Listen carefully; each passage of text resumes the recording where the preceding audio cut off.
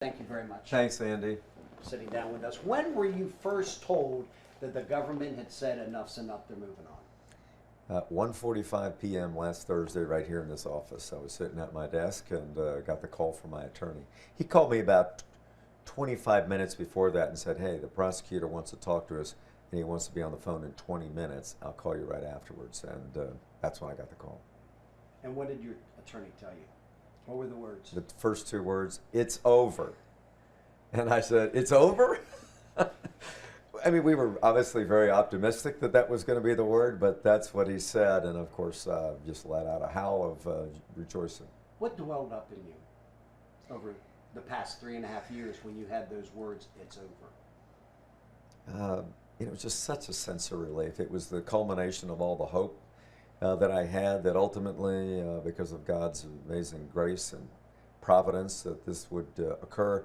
But more so my faith in the justice system. You know, I've been a prosecutor. I've been part of a government system for 38 years now, and I just thought, you know, we usually get it right here in America, and I felt it now, in my case, the system did work.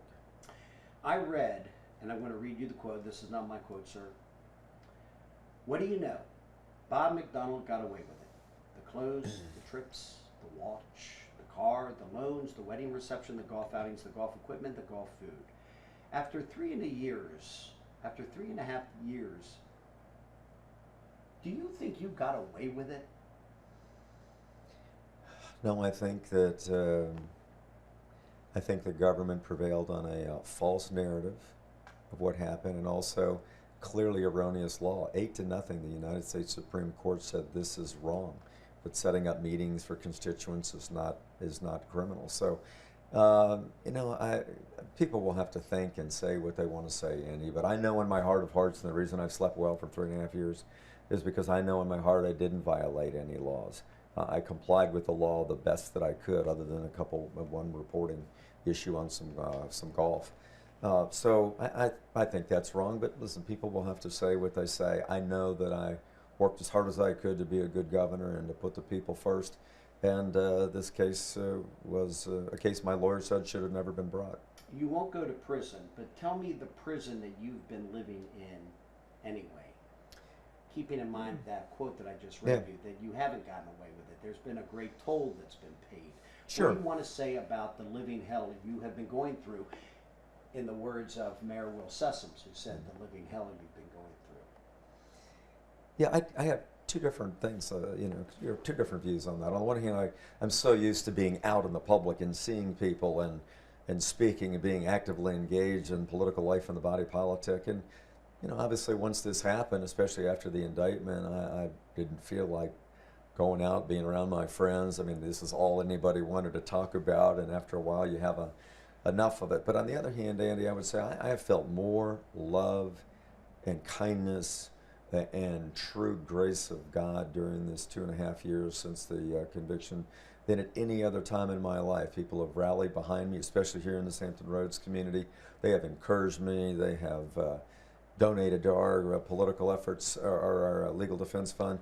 And it has been a remarkable period of kindness, and also a reflection for me on my life, on what I've done right, what I've done wrong, focusing more on the eternal than the day-to-day.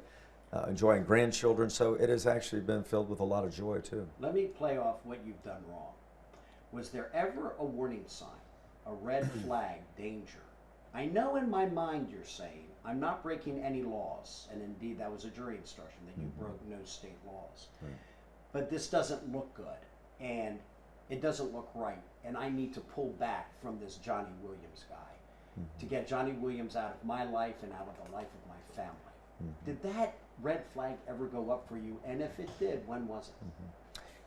Yeah, he was a likable fella. He was fun. Our families did a couple things together on playing golf. We went on a weekend trip with him with some other families, and well, honestly, we enjoyed his wife. He had 4 kids. We got to meet some of them. He was the CEO of a publicly traded Virginia company. I spent a lot of time with CEOs. And became friends with several of them. But, it's clearly in retrospect, Andy, there was some of the gifts, and I did not know about all of them, as you know, the Rolex, some of the gifts to my wife and other family members. I did not know about them, but even of the ones that I did, there came a time that it was just too much from one person. You know, I'd reported the things I thought needed to be reported to me, but it was too much, and then things stopped. Right. Well, and the one that I've mentioned to you, the one that really stood out to me was the golf clubs to son Bobby. Yes. And you were busy. I mean, you were doing things. You were in charge of Republican governors, and you were leaving to go on a trip, and you said, Bobby, I don't want these here, return them. And 4 days later, you come back and they're still there. And for someone looking at this, it would look like you had lost control of your family when they were no longer listening to you to take care of this business, which could be seen to be ugly, the golf clubs. Well, I take responsibility. You know, I'm the head of the household. Yes, I gave my heart and soul to being governor of Virginia and worked so much that there were things in my personal life that I didn't pay as close attention to. I think most people who are dedicated to public service would say that, but it's no excuse. I take responsibility for things that I've done and for my family. And you know, all I can do now, honestly, is look forward. Our family has stayed very strongly together. My kids have become more resolute, and they've been in the gun through this as well. But I'm really proud of what my kids have also learned through this difficulty. Now that we are through all of this, when you were still in office, for the record, where you made a plea deal to plead guilty, resign from office, and walk away in order to have none of this happen? Any part of that? Yeah, I mean, the government obviously wanted a pound of flesh early on, and I told them from the very beginning, I absolutely will never plead guilty to anything. I will not go into federal court and say that I did something that I didn't do. What did they want you to plead guilty to? Well, I'm not going to go into the specifics, but obviously they wanted me to plead guilty to a felony. So you would have to resign office, and this so, happened while you were still in office. Sure. And it was probably in December, right before you leave office anyway. Yeah, I think it's fair to say that the government really wanted to have an indictment while I was in office for whatever reason, because it was an election year, or because it's maybe more prestigious to indict a sitting governor as opposed to a former governor. But you know, they got the word very quickly from my lawyers that I would never plead guilty to something I knew in my heart was not correct under the law, state or federal. I have to ask you, during the bad times, after you've been found guilty by a jury of your peers, was there ever a time when you said, oh, if I had just pleaded guilty, if I had walked away, I only had 2 months left? No. I mean, obviously in hindsight, but during the terrible times after you've been found guilty? Never. Because I always had immense faith in God that if I continue to trust in Him and rely on Him and not just look at the circumstances, that it was going to be okay. I just really had a supernatural peace about that. And I believe my lawyers. They said, look, we have looked at this, and we have looked at all the facts in the worst possible light, and you did not break the law. I mean, you set up meetings for someone who gave you gifts and gave campaign donations. That's not a violation of the law. Early on, there were a lot of people questioning the defense strategy, and these are words that were used, sir. Throwing your wife under the bus strategy in the court case. It didn't work because you were found guilty. Do you regret that? Do you acknowledge Well, I don't agree with the premise of that, Andy. There were things, unfortunately, that were very painful about our marriage that came out during the trial. Maureen and I have been married for 40 years. She's been a great mother. She was a very good wife. I thought she was a superb first lady in the things she did for business and veterans and so forth. Did she let you down? Well, no. People want to blame her. Yeah, and that's not fair. Maureen should never have been charged. She's not an elected official. She's the first lady. Her crime is being married to me. You know, she didn't have any power. She's a volunteer. So what I would say to you is that because the government charged us with conspiracy, Andy, which means she and I plotted together in order to extract gifts or something from Johnny Williams in exchange for money. That is absolutely false. Never happened. And so being able to talk about why there wasn't a conspiracy and my workload and some of the strains in our communication, that's what we talked about. And we weren't throwing her under the bus. She wouldn't say that. And I feel very, very badly for my wife, who's been dedicated to our family for 40 years, that was a perception. This is as personal as I'll get. Can you please describe the state of your marriage, sir? I'd rather keep that private. It's been a tough 2.5 years. Do you remain For married? Yes, we're married. Yeah, absolutely. We're in regular communication. We had a great rejoicing together last Thursday after the announcement was made.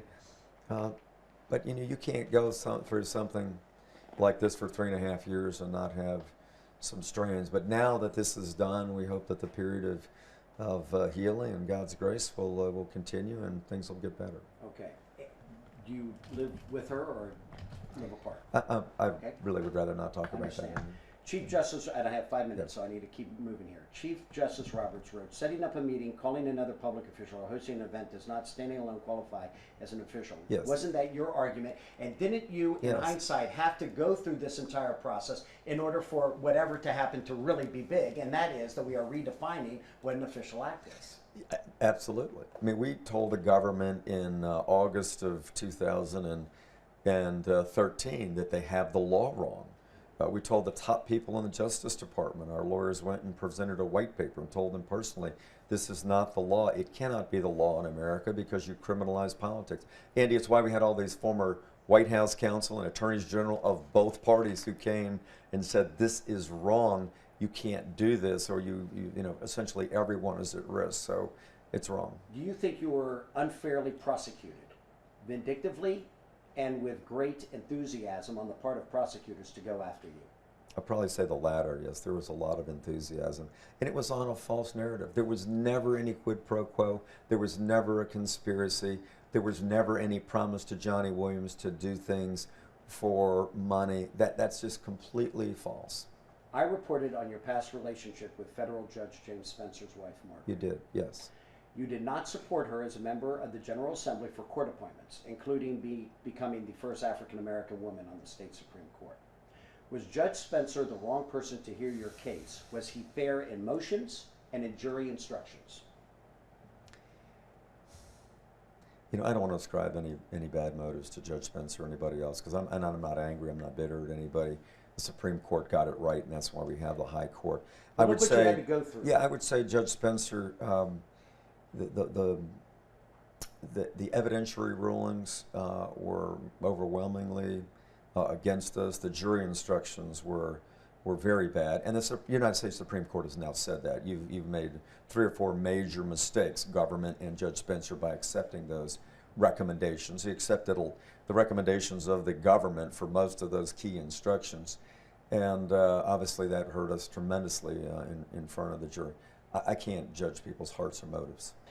You could have received somewhere between 8 and 12 years in prison. Well, that's what the government asked for, yes. But you ended up, he gave you 2 years. He did. Do you think that the story that we reported, the past relationship, all of a sudden calling to attention your past relationship and your dealings with his wife, do you think that played into it? Were you surprised when you only got 2 years? Yes. Do you think that the story had anything to do with it? Because he was typically a guidelines judge, my lawyers had told me, meaning he typically sentenced within the guidelines range. But during the sentencing, he said, the guidelines in this case are ridiculous. We were shocked. He seemed to be a different, more sympathetic man, if you will, during the course of the sentencing. But before he said that, he said, I don't know Yes. Bob McDonnell, and Bob McDonnell does not know me. Yes. Does that go back perhaps to the story we reported? It could, Andy. I really don't know. I just know that the tenor of the hearing and sentencing was quite different. That story had broke, and obviously we had witnesses like Doug Wilder and others who I think really did persuade him that he should do something different than the guidelines, but I'll never know, really. Last question, and I appreciate your time. Yes. What do you want to say about the mistakes you made in your accepting gifts and loans and trips from Johnny Williams? Listen, I'll To tell your constituents. Yeah, I would tell the people of Virginia that the highest honor of my life is for me, an average kid from Northern Virginia, to become governor of Virginia, the job of Thomas Jefferson, and to the fact that it's brought hurt and pain and some embarrassment to Virginia. I am very sorry about that. But I would tell people that I want them to know that I never ever violated the trust of my office, the oath of office. The things that I accepted were completely legal under Virginia law. I reported everything except for a couple of these golf outings that we made a mistake that I thought was correct, and nothing I ever did for Mr. Williams was related to money. He got nothing from the state. He got a few meetings. He got a chance to present his case like I did with thousands of other people. So I have learned a lot. I have reflected deeply on my own life. I have increased my faith dramatically in God, but also in the justice system. It worked. At the end of the day, the Supreme Court said 8-0. This is not a crime. And I think that helps both donors and elected officials and others involved in the body politic to know clearly what the rules are. Last question. Before you left office, we were on the Gilmerton Bridge. Yes. And I asked you a series of questions dealing with your future before Yes. you got indicted. And I said, has there been any discussion about your becoming president of Regent University after you leave office? Is it something that you would like to do?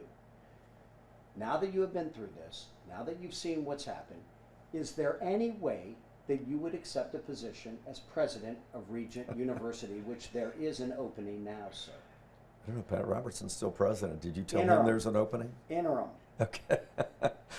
You know, I want to get back involved with Regent. I've taught there before. I served on the board for 8 years. I graduated from there. It's a fine school. They're very interested in things in the body politic.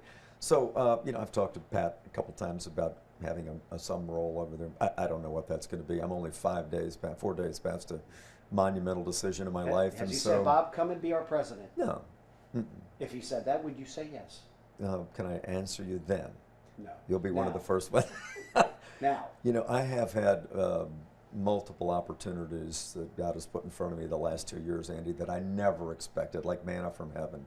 You know, being under the gun like this, and people say, look, I don't care about that. We want you to come and work with us. We think you did a decent job as governor. So, I mean, I've been blessed beyond belief. Now, the last 4 days, I've had multiple entreaties to do certain things. So, we'll see. I'm going to take 30 days and say, you know, where should I spend my time? What can I do, honestly, to be of service to others? It'll be likely outside of elected office, but I've been working with Operation Blessing over there at CBN. Been a great source of joy for me to help them. The food banks, a couple other groups that I'm looking at. So I do think long term my future will reconnect with Regent University. I love the place. It changed my life.